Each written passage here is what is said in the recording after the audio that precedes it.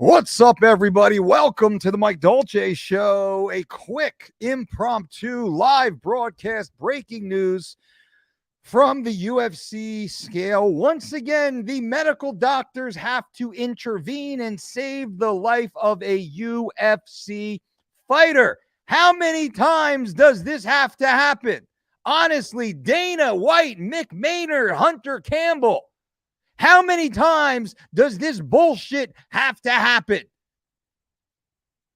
When do we see a fighter die? Put that on pay-per-view, because that's going to happen because these stupid fucking fighters do not do what they need to do. They are oh so unprofessional. Last week we were talking about Khamzat Chimaev's 7.5-pound weight miss, where the doctors had to step in and save his life at 4 a.m. in the morning of weigh-ins. And now we have to hear about Aspen Ladd, who once again needs a doctor to come in and save her life. Save her life, literally save her life. Let me show the weigh-in. Let me show you what happened, and then I'll give you more of the background and context. Thank you guys for being here. This is the weigh-in. This literally just happened right here. Let me get myself out of the screen so you can watch Aspen Ladd right there walk to the stage to weigh in for her scheduled 136-pound bout. Now, as she makes her way to the stage, I see as an athlete, she's loose, she's soft, she's not on weight, she's not in shape. It's very clear for all of us to see. And what happens?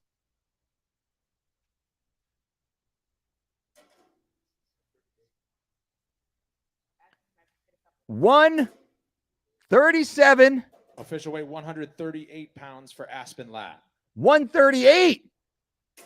138. That means Aspen Ladd is 2 pounds, a full 2 pounds over the weight class limit of 136, and that's giving her a +1. Now we jump over here to our good friends at MMA Junkie.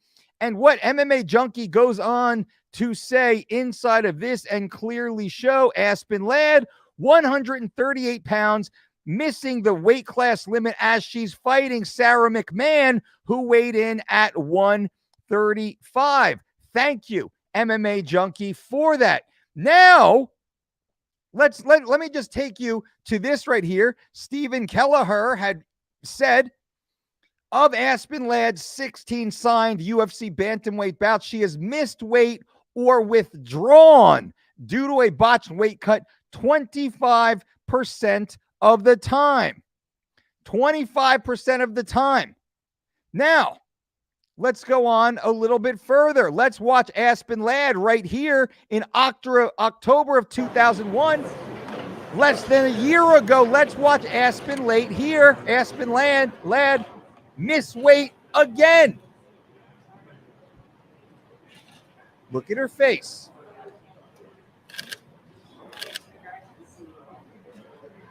And her hands are supposed to be outside of that.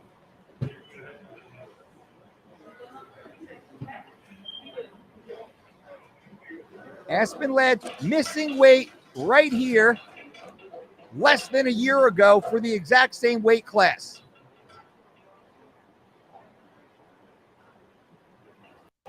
Still in the cage. Yep. Hands outside now. Now, how about this? Let's watch Aspen Ladd miss weight here. This is in 2018. She misses weight. They take down the curtain. Watch how bad she is in shape. Watch here.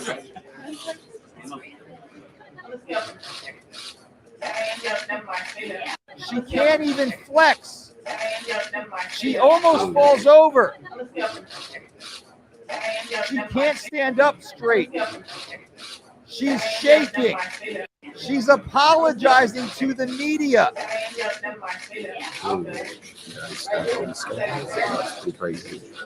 She cannot even flex without almost falling over, likely cramping up.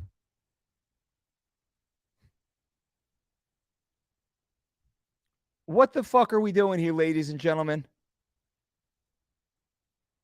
What are we doing here? Aspen Ladd's Instagram page here. It's all happy, smiling, being outside. This is her team. I'd love for a representative of her team to discuss why do they keep working with this athlete who keeps missing weight. I would love for the UFC to disclose why they keep giving fights to this athlete who cannot make weight. I would love to hear why Aspen Ladd keeps agreeing to fight at 136 pounds when clearly she cannot make weight. Does anybody else want to hear this? Leave your comments, please. I want to hear what you guys have to say. Now, here is the news. Aspen Ladd misses weight once again. This is the article I was looking for before. Let me add this here. You guys see that? Perfect. Aspen Ladd, this is from Mike Bowen and Ken Hathaway, MMA Junkie. Thank you, guys. Aspen Ladd's seemingly never-ending struggle to make weight hit another hiccup ahead of UFC 210. Ladd officially missed weight for the third time in her UFC tenure and the fourth time in her career. She was 138 pounds for her women's bantamweight bout with Sarah McMahon, which is 2 pounds heavier than the weight class limit. According to UFC officials who spoke to MMA Junkie, Ladd's weight cut was halted by doctors before she could drain herself any further, and no subsequent attempts will be made. The fight has subsequently been canceled. Regardless, it's a bad look for Ladd, who has a well-documented history of poor weight cuts. In September of 18, she missed weight and had a fight with Leslie Smith canceled after Smith declined to fight an overweight opponent. Good for Leslie. She had a frightening scene of trembling on the scale ahead of July 2019 bout with Jermaine DeRandamie, who I had worked with previously, which she ultimately hit the mark for, but suffered a quick knockout loss. More recently, Ladd missed weight for the October fight with Macy Chiasson, which was canceled. She then competed at featherweight for one fight, which she lost to Norma Dumont before moving back down to 135. So now the fight is canceled. Aspen Ladd's inability to make weight has caused one of her fights to be canceled. It's a bad look for Ladd. Blah, blah, blah, blah, blah, blah, blah, blah, blah. UFC, you need to cut Aspen Ladd. You need to send a statement. You need to cut her. You need to cut her. And I'm not mad at Aspen. She's probably a nice girl. She is utterly unprofessional. She is risking her life. What about Sarah McMahon? Sarah McMahon trained her ass off, weighed in, only to find out her unprofessional, 4-time loser opponent missed weight again. And now Sarah McMahon is out of paycheck. Sarah McMahon cannot now provide for and feed her family. Sarah McMahon, who's been in the game forever, now misses another opportunity to move up the ladder. Are you kidding me? Are you kidding me? Why does the UFC even allow Aspen Ladd to fight at 135 when clearly she cannot do it? Clearly she cannot do it. 1 time, maybe. 2 times, no. 3 times, F you. 4 times? What clown world are we talking about right now? Aspen Ladd's management, shame on you. Shame on you.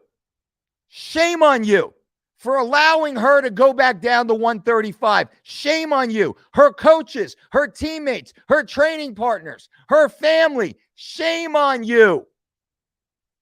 Shame on you.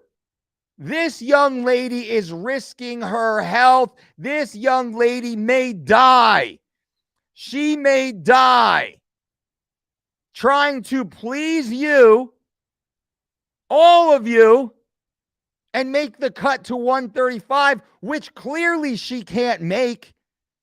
For whatever reason, she can't make 135. She can't make 136. She can't make 137. And for some reason, she keeps getting booked. The UFC needs to cut her. The UFC needs to cut any athlete who misses weight twice.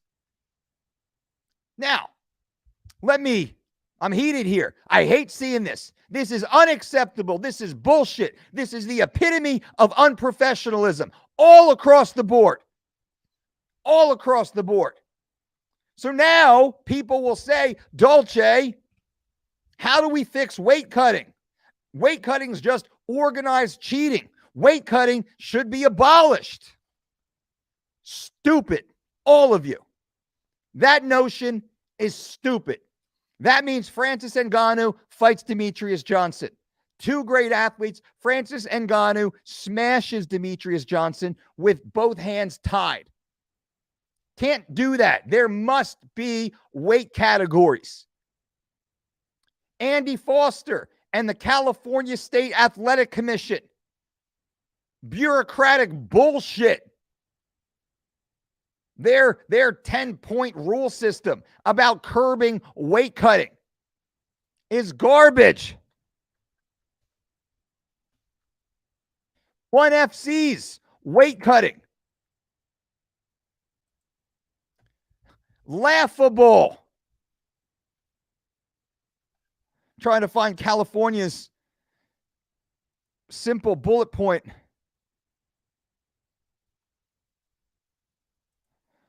See if it comes in right here. If not, I'll just move on. No need for me to get down and go down that rabbit hole. California State's weight cutting regulations are garbage. They're garbage. It's all smoke and mirrors. They don't work. None of it works. Clearly. It's not even followed. They're not even the 10-point plan. All right, here we go. California State Athletic Commission. Let me briefly run through this for you. The 10-point plan, which can be seen here, requesting MMA fighters to select the lowest weight class in which to compete, asking questions about weight cutting and dehydration. Doesn't do anything. A contestant who fails to make weight is fined 20% of his or her show money. Means nothing. With 10% going to the commission for doing what? And 10% going to the opponent for what? For what? Why does Andy Foster and the California State Athletic Commission get any part of an athlete's purse when that should be going directly to the opponent? And they propose 4 additional weight classes. Who cares? They've never been enacted, so it doesn't matter anyway. All bureaucracy, bureaucratic crap. Number 5, weight class restrictions for fighters who miss more than once. These fighters may be required to compete in a higher weight class until a physician certified it's appropriate and the commission approves. Maybe. Where has that happened? When is that enforced? Continued early weigh-in procedures to allow fighters to the maximum amount of time to rehydrate. That's nationwide. It has nothing to do with California. A second weight check-in on the day of the event to ensure fighters haven't gained back more than 10% of their body weight. That is the stupidest fucking thing I've ever heard of. The stupidest thing. So what California has said, they actually will not allow athletes to optimally rehydrate. This is their fucking brainiac rocket science, I should say, no science approach to preserving athlete health and safety by putting a rehydration cap on athletes. If the athlete is not adequately rehydrated, they can't, because California says that they cannot exceed a certain weight cap. So then the athlete who goes to 11% or 12% or 13% and is medically optimally hydrated now has to cut weight again on the day of the fight. And I know for a fact this has happened, putting themselves in harm's way before they go out and compete. How stupid is that rule? 9, a recommendation of a 30-day and a 10-day weight check for high-level title fights. Yeah, how does that go? How's that go? Here's what happens. 30-day weight check.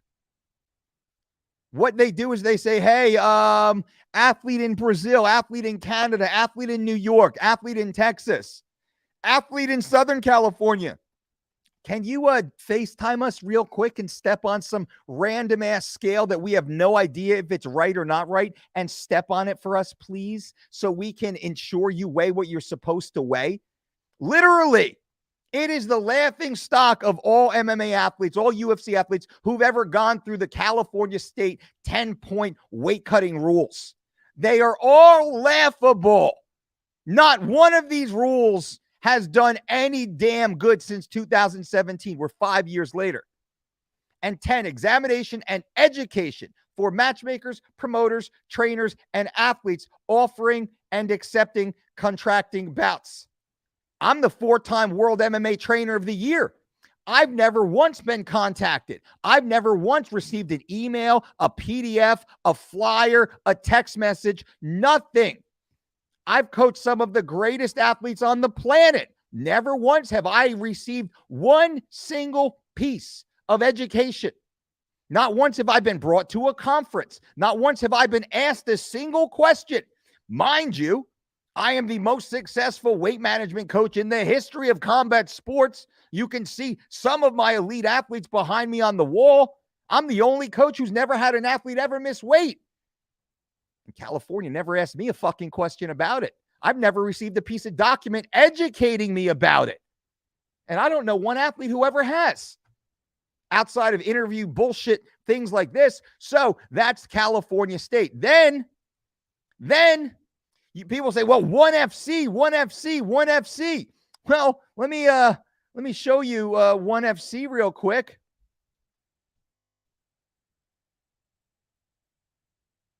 The one FC weight cutting policy. I'm going to make you laugh right now. Here's how one championship abolished weight cutting in MMA. Every single one FC athlete knows it is bullshit. We don't use the term weight cutting because there is no cutting. I love Rich Franklin. I consider him a friend. We've developed a system of how we want our athletes to weigh in, and that's fine. That's all right. The only way we can assure they'll actually compete at the weight they walk around is by hydration testing. And here we go. We use an instrument to test the specific gravity of their urine, which tests how much solutes are in their urine. He continued, obviously, the more solutes you have, the more dehydrated you are. So what happens? The athletes are now subject to multiple hydration tests throughout fight week. And you know what the athletes do? You know what the athletes at 1FC do? I know because they call me and I consult them and I teach them how to beat the 1FC hydration test through 100% legal means. 100. There are 13-year-old kids in New Jersey competing in the NJSIAAs right now who are laughing at hydration tests. There are 13-year-old kids in Iowa laughing at hydration tests. The exact same hydration test 1FC is using are a joke. 13-year-old JV athletes beat these tests every single season. Every season. Now, the problem with these stupid hydration tests are it forces the athletes to dehydrate themselves 2 and 3 and 4 times in a given week. The athletes competing under 1FC, people say, oh, 1FC, they don't have to weight cut anymore. They don't have to weight cut anymore. Bullshit. The athletes in 1FC, they have to weight cut 2 and 3 times in the same goddamn week. Not just one time with a full rehydration. They can never fully rehydrate. Look at what they did to John Wayne Parr. Now, I think 1FC is great. I love Rich Franklin. He's a good, close friend of mine. Chatri is an amazing businessman. They're doing great work, but do not believe the smoke and mirrors around weight cutting. Now, I'm going to tell you how the only way to solve weight cutting. 1FC, it's a joke. I have athletes beating the 1FC weight every single time. I have the athletes beating the test 100% legally, doing absolutely nothing wrong, and it's simply the way you hydrate. It's simply the way you hydrate. That's all I'll say here. Those of you in the scientific world, you know I'm not going to put information out there for someone to take and test and try at home. But it's a joke. California State Athletic Commission, their 10-point suggestion, weight cutting, garbage, laughable. The UFC and all the Nevada State Athletic Commission, all the state athletic commissions, they're going to take 10, 20, 30% of the athletes' show money. Boo-hoo. Athletes don't care about that. The only way to solve weight cutting is to punish the athletes. Punish the athletes. Trust me when I tell you. The athletes don't want to hear this. Some of them do. The athletes who never miss weight, they want to hear this. The only way to stop weight cutting, to fix weight cutting, is to punish the athletes severely through financial sanctions. If it works in a geopolitical environment, do you not think it works in the freaking UFC? Kick them in the dick. And by dick, I mean their bank account. So here's what you do. Uncle Mike comes in. I'm in charge. Every contract that goes out from this point forward, Mr. Hunter Campbell, every contract that goes out now states, because the commissions will not do this first, the promotion can do this. Here's how the contract goes. If the athlete misses weight for the first time ever, under 3 pounds, they immediately forfeit 50% of total compensation. That's their show money. That's their win money. That's discretionary money. That's their side letter. That's their pay-per-view points. That's their Venom money. That's their Rock shoe money. 50% of total income goes to their opponent and their opponent only, and not to the commission, because the opponent's the one getting cheated. Sarah McMahon in this Aspen Ladd story is the one that should receive 50% of Aspen Ladd's total income from this fight, because Aspen missed by 2 pounds. That's under the 3-pound cap. I am suggesting for a first-time miss. Now, the opponent can make the decision whether or not they choose to fight. If Sarah McMahon says, I don't want to fight her, she missed weight by 2 pounds, by 1 pound, by half a pound, by 1 ounce, by contract, Sarah McMahon should get 100% of her show money and go home. Aspen Ladd should get 0. 0. You miss weight, 0. Now, additionally, if you miss weight, first time, you have a mandatory 6-month non-compete, which means Aspen Ladd should not be able to get booked for any fight for 6 months. Why is this? Well, health and safety of the athlete. The athlete now has to go to a neurologist. They have to go to a nephrologist. They have to go to a pulmonary specialist. They have to go to a cardiologist. The athlete now has to clear a battery of tests at the athlete's expense to ensure they are healthy enough to compete. And no matter what, they cannot compete within 6 months. And they must complete all of this testing. And only then can they be rebooked. Now, let's say this athlete misses weight a second time. If they miss weight a second time, regardless of the margin, same financial penalties. Now it's a mandatory 1-year non-compete. Contracts frozen. They cannot compete for an entire year because, well, they have a chronic history here and they have to get their shit together. And what happens? They just lost 50% of their money if they got paid at all, if their opponent was so benevolent to allow the fight to happen. Now they cannot compete for first offense 6 months, second offense 12 months. Guess what, UFC athlete? You got to get a fucking job like the rest of us. You got to go sling shingle.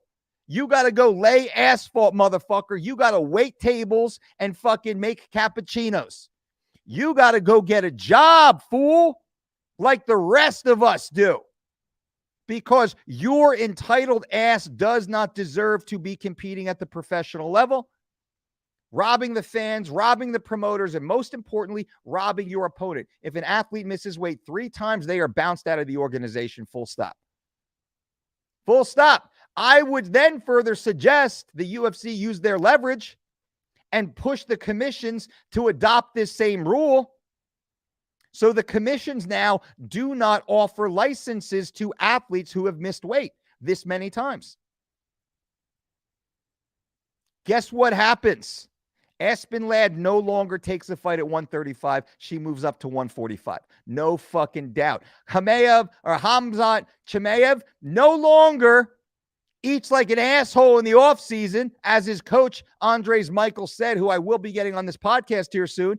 No longer do these athletes act like entitled dickheads in the offseason, allowing their fat body weights to excel so far they have to now crash diet in order to barely make weight, which they don't, which medical doctors are sent in and stops the weight cuts. Why does the doctor stop the weight cut? Because the athlete is dying. That's why. The doctors stop the weight cut not because the athlete has a little boo-boo on their elbow. The doctors stop weight cuts because the athlete is dying. They are in jeopardy of death, of cardiac failure, kidney failure, respiratory failure, stroke. These athletes are in severe medical emergencies. That's why these fights are stopped. So, do not talk about what should be and all the bullshit restrictions and the percentage weight caps. Chris Cyborg shows up to the UFC when dickhead George Lockhart damn near killed her, from Cyborg's words, not my words, giving her birth control pills. What are you talking about? She shows up, 15 or 20% above the weight class during fight week, when the UFC says they have an 8% weight cap. You got to show up with an 8% or the fight could be canceled. Well, the fight was never canceled. Chris Cyborg said she almost died during that weight cut. Habib Nurmagomedov said, I almost died when his fight versus Tony Ferguson was canceled due to weight cutting issues. Once again, a George Lockhart production. Habib Nurmagomedov was sent to the hospital, and the doctor told Habib, you are lucky you did not die. That was a George Lockhart production, by the way. Max Holloway said he almost died. Max Holloway twice missed weight.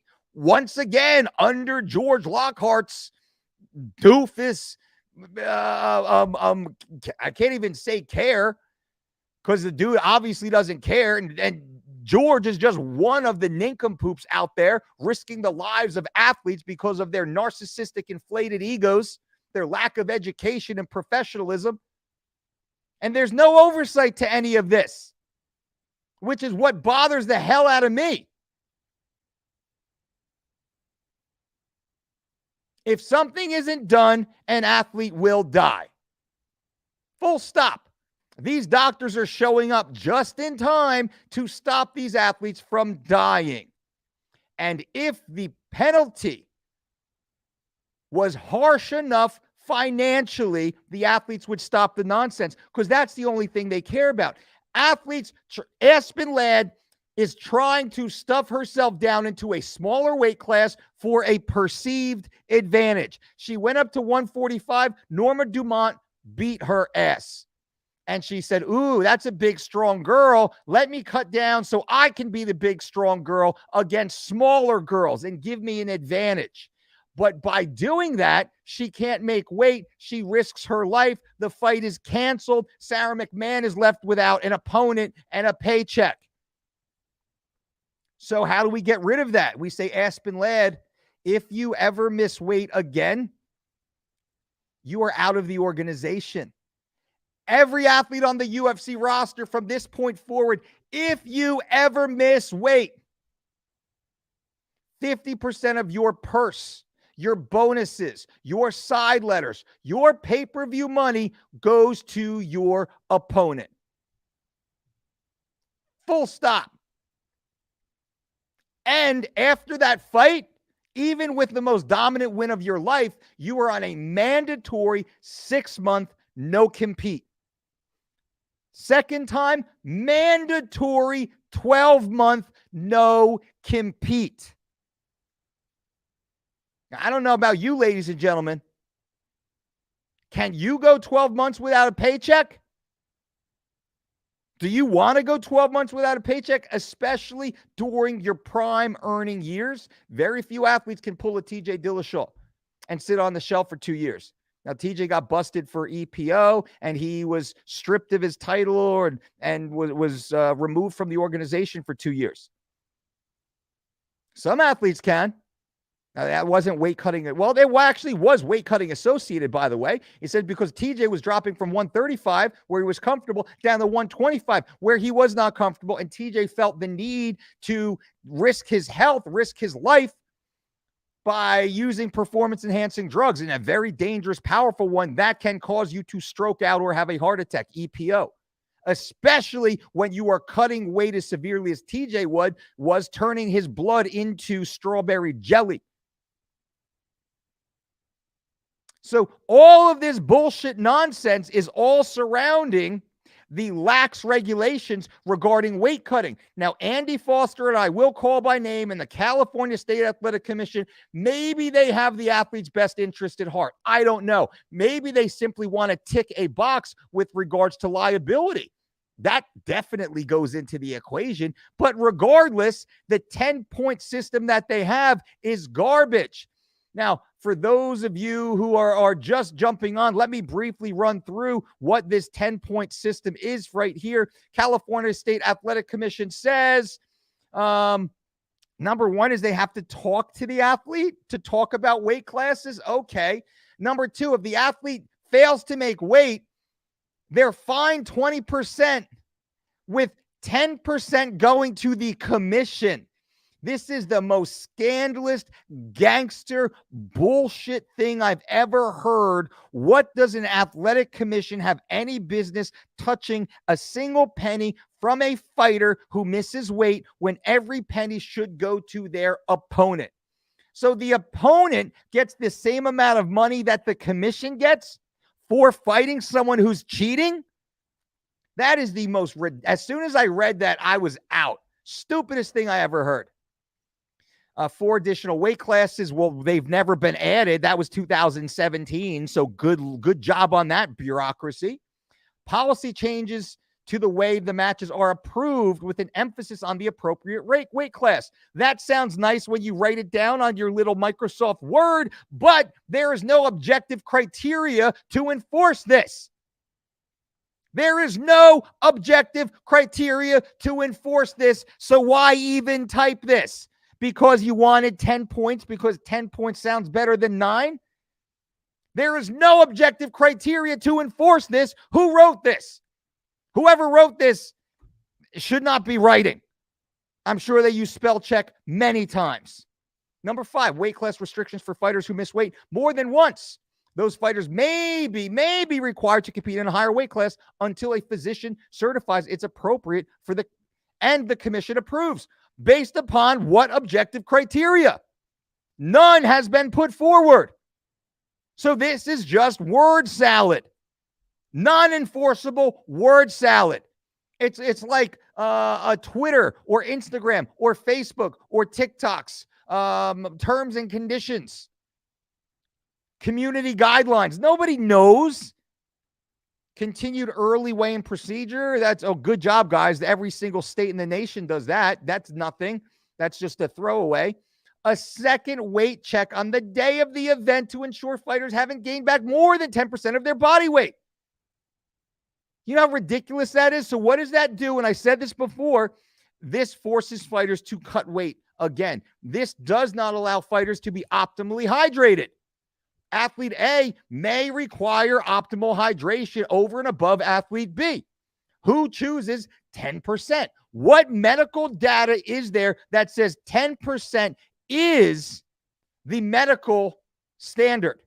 I've never seen it. Not one PhD, not one academic, not one doctor has ever told me, and I've asked this question for years. Well, we don't know. How does the California State Athletic Commission know then? They just pulled it out of their head. It makes absolutely no sense. I mean, but it's a 10-point system, therefore 10% of body weight and 10% of the purse. That sounds nice, right? It sounds nice. Checks for dehydration by specific urine gravity and or physical by CSAC physicians, which is a throwaway because urine gravity tests are the easiest things in the world to beat legally. Recommendation of 30-day and 10-day weight check via Zoom on some bullshit bogus scale that your training partner simply puts a rock underneath it so it weighs light by 8 pounds. That's how scales work, by the way. You slightly offset the scale, and guess what? It doesn't show up anymore. The weight's not accurate. You find the soft spot on your scale, which is so easy to do. So Zoom weigh-ins. Well, that's a good one, fellas. An examination and education for matchmakers, promoters, trainers, and athletes on offering, accepting, contracting bouts. Well, I've never taken an examination. I've never received California State Athletic Commission education. I am the 4-time World MMA Trainer of the Year. Why have I never been contacted? None of my peers have ever been contacted. None of my athletes have ever been contacted. Isn't that so crazy? But it's written right there on the little piece of paper that went through the media for years and is still talked about. What a waste. Anyway, all right. Let me throw some of your quick questions in here before I jump out.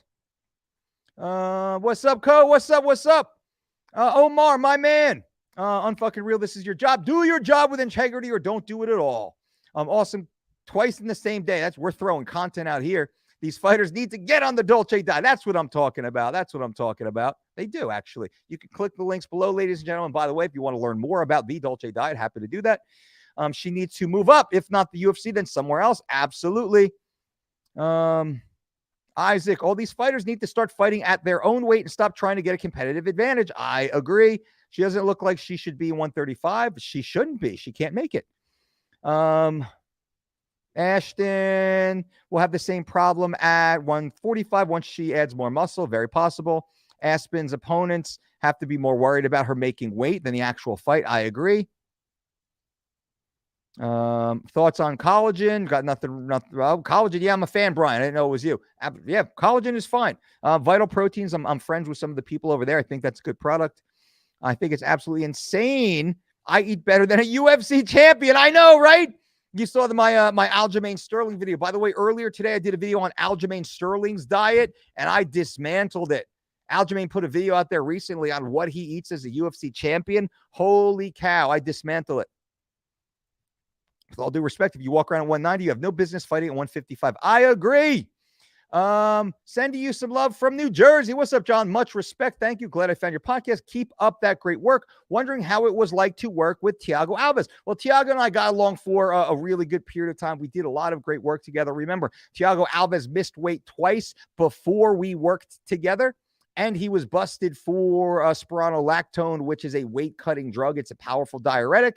So Alves and his manager, Malky Kawa, one of the top managers of the game, they brought me in back in, I think it was 2010, after he missed weight against John Fitch and then lost a very lackluster decision. He basically just got beat up by Fitch, controlled by Fitch. Thiago's super tough, so he went all 3 rounds with Fitch, but he looked the shell of himself. I was very happy to come in. I think I worked with Thiago 7 times, and he made weight all 7 times. And I will not say it was always easy because he was a big guy, and there was a lot of of social issues, let's say, around the psychology and all this stuff. He had been through a lot in his career, but he made weight all 7 times with me. The fight after we stopped working together, he missed weight again, unfortunately. So I'm a fan of Thiago, of course. Luigi, hell yeah, Luigi will be at the Dolce Diet Certification and Fitness Conference. Click that link below if you want to become a Dolce Diet certified coach. Learn a mastery of nutrition dietetics, learn how to master the weight cut, learn sports performance science, learn how to build your own business and become financially independent. Click that link below. And if you click the link below, you will receive a $300 discount. This is the last week, and this is only while spots last. What else we got? Sling shingles. That'd be a sight, right? I'd love to see some of these athletes get in and get back to work, do real work.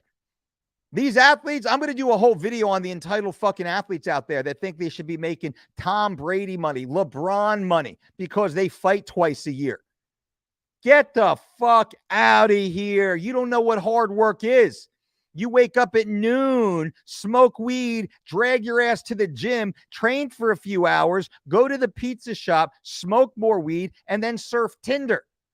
And you think you should be making $300,000 a fight, $1 million a fight? Get out of here.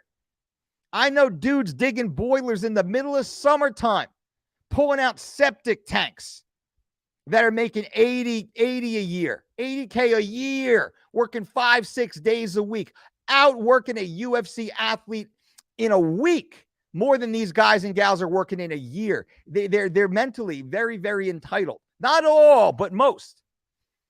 RC's laying asphalt right now. My brother, you know what hard work is. I grew up framing houses. I grew up on charter fishing boats. I grew up moving rubble. I know what hard work is. I am not afraid to do hard work, nor am I entitled, and that's the issue.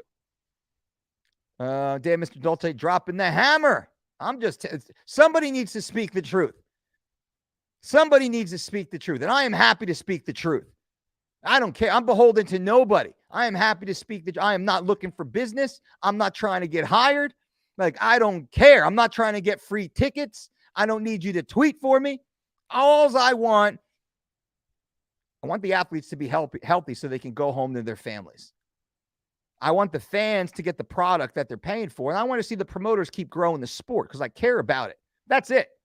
I'll tell the truth.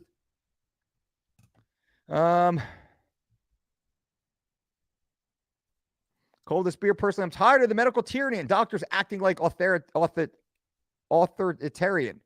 It's hard for me to say that for some reason. No, it's all over the athlete's choice and understanding. Okay, so then are fighters given a deadline of when we can pull out of said fight?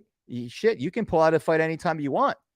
Just like the UFC can cut you. You pull out of the fight, guess what? You're getting cut, son. You pull out of a fight, guess what? Your contract extends, son. You pull out of a fight, guess what? You're not getting rebooked for another fight, son.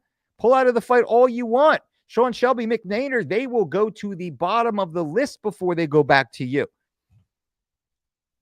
Right? If you're not prepared, pull out of the fight. Go ahead. Pull out of 2 fights. You're getting cut. Peace. You're not getting that contract extension. You're not getting a bump. You're not getting a discretionary bonus. You are not getting that sweet, sweet side letter. This is the way the game works. Not many people know the game like I know the game. And I am happy to share it here with you guys each and every day. Was waiting for the Lockhart burn. George Lockhart, the biggest D-bag in all of MMA. Maybe even the whole planet. I don't know. But I know of no other coach that's responsible for more hospitalizations or more weight cut failures than George Lockhart. I know of none worse by a large margin. A large margin. I've never heard as many athletes say, I almost died. Jessica Rose Clark, I almost died. Paige Van Zandt, I almost died. Ray Benoit, I almost died. Chris Cyborg, I almost died. Habib Nurmagomedov, I almost died. Max Holloway, I almost died. Who's the young girl? I forget her name right now. Not Macy, I forget her name. Young up-and-coming prospect. He had around an 800-calorie diet. She said she thought she was going to die. She had to move up a weight class, and it took her 2 years to reclaim her body again. And she points at him. That's not even my opinion. Go do your own research. And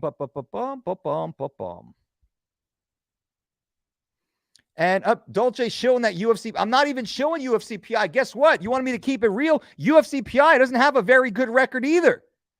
Now, they're good people. They're great people. They're well-intended people. But the UFC PI is so overwhelmed with these entitled idiot athletes that they cannot do their job effectively. I wear this shirt because I support the humans there and because it fits me really well, this shirt. I really like, and it's so like high. It's like a Lululemon shirt. Really shows off my big, massive traps and bulging back. But at the same time, UFC PI has had a lot of very bad weight cut misses to the point that I spoke openly about it on Brendan Schaub's podcast some time ago. And the next time I was in the UFC PI, I almost got in the fight with them. I mean, I joke and I said, hey, what's going on here, guys? I'm feeling the cold shoulder. And like, you know what, Dolce, you said some nasty things about us over on Schaub's podcast and we really didn't appreciate it. I said, what did I say that wasn't true? What did I say that wasn't true? I said, now I also said on Schaub's podcast, if you listened, that I said, I don't blame you guys for the misses. And who's like Mackenzie Dern is one of the big names. And there's a few others. I think, was it Uriah Hall? I forget who else it was. But there's been multiple under UFC PI. Now, I don't blame them because they're so overworked and overwhelmed. And that was the point I was making. There's like 5 people max at the PI. There's 700 athletes on the roster. 200 of those athletes show up last minute after fucking off their diet for the entire training camp, thinking that the UFC PI team is somehow going to fix it. And they can't. Why I speak openly is because the PI needs to say that. They need to say that. They need to make it clear that we are not a last-ditch effort. We can't help you. You're probably going to miss weight. We can't help you. And you know what? We should probably call Dana White right now and let him know. That's what they should do. Or they should refuse and say, we can't work with you. You're 27 pounds over 11 days out, and you're at 13% body fat. We should cancel the fight right now. In my opinion, that would be more appropriate, but they're stuck. The great people at the UFC PI, they are stuck in the bureaucracy of corporate life. So they are not free to practice as they would, as I can. I can practice the way that I feel best. I can work with my team and do what is best. They're in a different position. So I do not shill for the PI. These are great people. They are highly skilled technicians, but at the same time, they are in a uphill battle.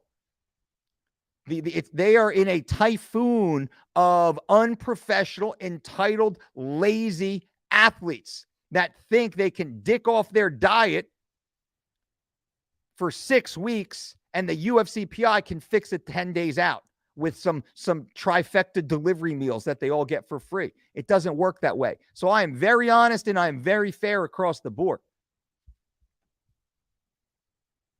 2-day notice weight cut program, impossible. Now, I can get you sexy by the weekend for sure. I can help bring out those abs. I can help with some of that stuff. You give me 2 days and I have a 3-day shred protocol. I have a 3-day shred protocol that I can help get you banging by the weekend. That's a whole nother thing.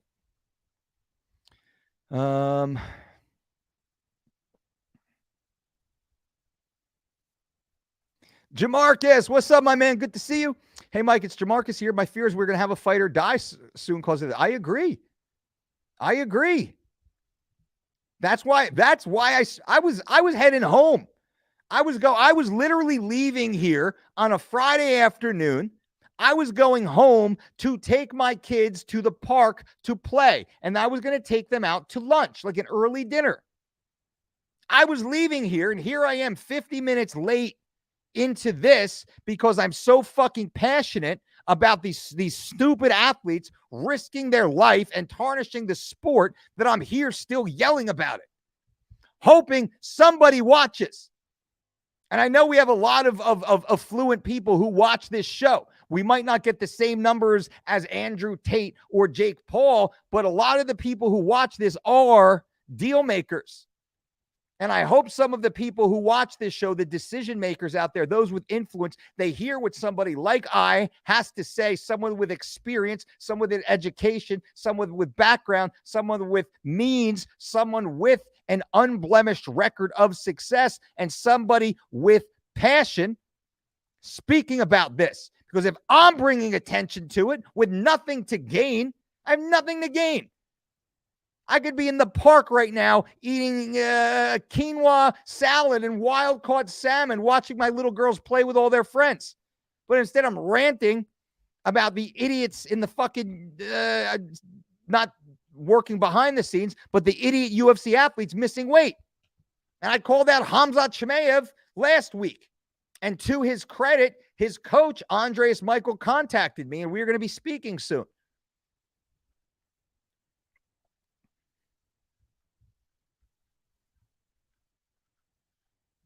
Yep. All right. Corporate, exactly. The PI's hamstrung by, exactly. That's the way it goes. That's who pays the bills, and they don't understand, and it's hard. It's like you go, if you ever read the E-Myth, that kind of highlights it perfectly. Like this triangle that's happening there. And unfortunately, the great people, these are amazing humans who work at the PI. They're trying to do their best, but they do not have the leeway. They do not have the room to do what they think is best. They have to do what they're told by the title above them. And the farther you get from the gym floor, if you will, the less in touch those with the titles are. And it's not intentional. They're trying to do what's best. Everybody's trying to do what's best. But the people who should be making the decisions are the people with boots on the ground working with the athlete.